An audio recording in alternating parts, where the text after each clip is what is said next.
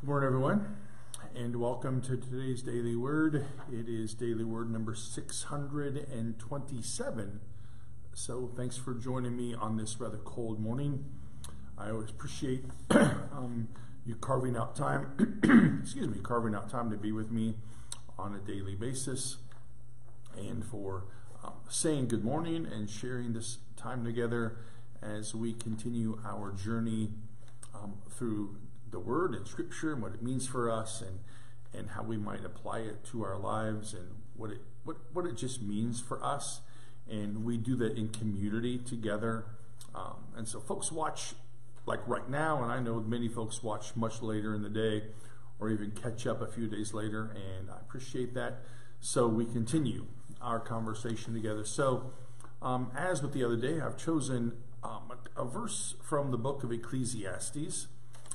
And it's an interesting verse, and so just hear this. Now, all has been heard. Here is the conclusion of the matter. Fear God and keep his commandments, for this is the duty of all mankind. So the book of Ecclesiastes gives us all kinds of clues about how we're called to live. You know, the most famous words we know from the 3rd chapter of Ecclesiastes, there's a time to be born, a time to die, a time to laugh, a time to cry. We get all those. If you get to the second part of that chapter, it's interesting what it says about the toil that we're given and the jobs that we have. And then it says this interesting line in there that I've used a couple of times. I'll never forget it. When I used that scripture for the funeral of a person, he had an interesting life, and there's a little line on there that says, "It is God who does this," and it's powerful, powerful words for us, to think about. The other day, from Ecclesiastes, we talked about being happy in the days of prosperity, but in the days of adversity, knowing that God created those days as well. And so we hear these interesting, livable words that are words of wisdom from Solomon, and they're meant to apply to us, and we should use them to live our lives in really good and important ways. And so now we get to this chapter in Ecclesiastes, and Solomon writes all of these things, and I think it's good advice for our living.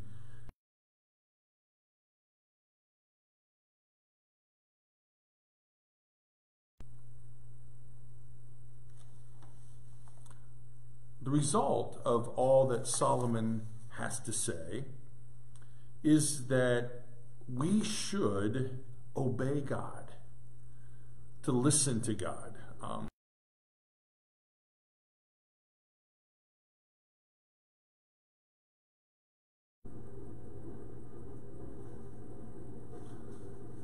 So I don't know how well this is working. It looks like my video is going in and out, so we'll just see. Hopefully you're hanging in there with me. Solomon says this is our purpose, that all of time and the uncertainty and the time to be born and the time to die, gladness and uncertainty, prosperity and difficult days, they all invite us to an intimacy with God. And Solomon suggests that we should fear God and keep God's commandments. Now, fearing God doesn't mean that we hide away. Fearing God means that we understand that God has this intimate connection to us in our lives, that we're called to live in that way. And when we find life difficult, we should trust that the one who has the answers for our lives is the one that Solomon knows, and it's God who we're called to listen to. Now that all has been heard, here is the conclusion of the matter. Solomon says, fear God and keep his commandments. And so God guides us in our lives. God moves us and shapes us. God calls us to live in certain ways. God calls us to seek forgiveness. God calls us to follow God's commandments. And the point of it isn't for us to be limited in our lives, but the point of it is for our lives to be expansive, to know that God moves in our lives. And by doing so, then we exalt God. We allow God to move in us and be shaped in us. The whole world depends on God. And our level of control, if we have any control over the world, is teeny tiny, but God's voice beckons us to obedience, to belonging, to know how much we need God in our lives. And that's the reality of the world. And that's what the writer of Ecclesiastes calls us to, that life is an intricate design to invite us into relationship with God. You know that every Wednesday night I meet with my confirmation kids, and they're just a joy to be with and to share in conversation with. And yesterday we talked about the church, not the building, but people. And I got lots of responses from people who I asked, why do you come to church? Why is it important to you?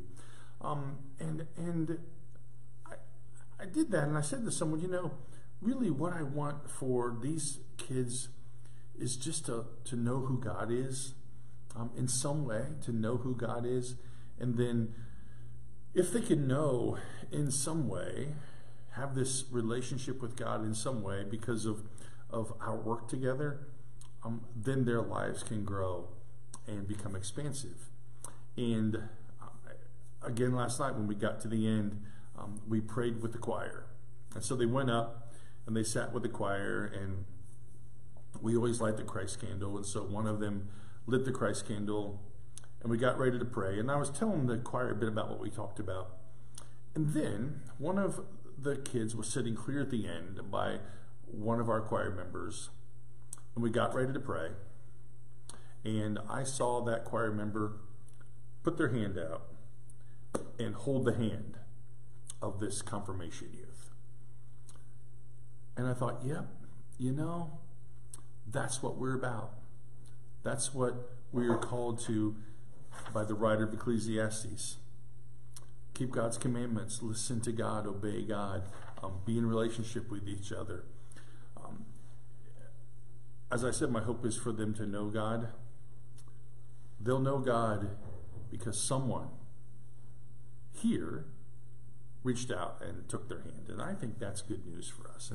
And that's what we're really called to. So as we live our lives together, may you know that in your lives, and know God's love and my love for you.